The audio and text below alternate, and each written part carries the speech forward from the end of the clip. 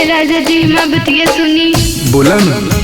जेठ के दोपहरी घामे जरता जमीन हो, कोरवा मिलेला राजा जी अब ही बानी कम सीन हो, कोरवा मिलेला राजा जी अब ही बानी कम सीन हो, कोरवा मिलेला राजा जी।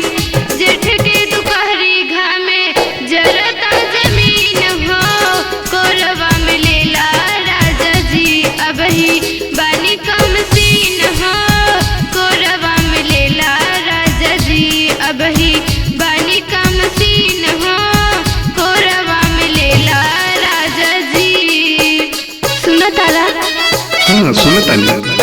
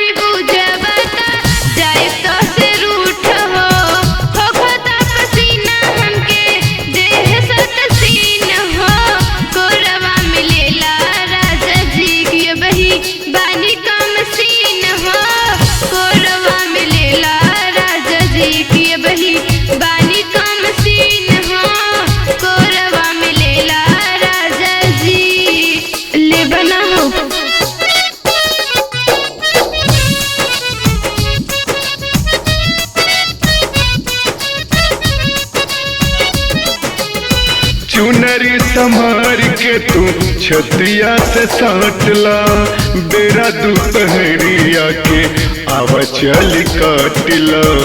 अच्छा।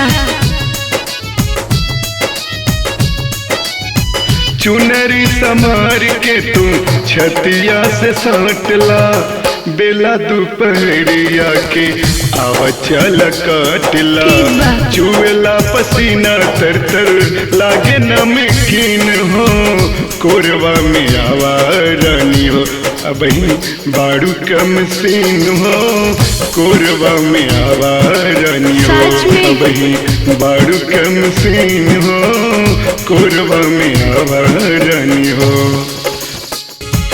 जेठ के दोपहरी घामे जरता जमीन हो, कोरवा मिलेला राजा जी अब ही बानी कम सीन हो, कोरवा मिलेला राजा जी अब ही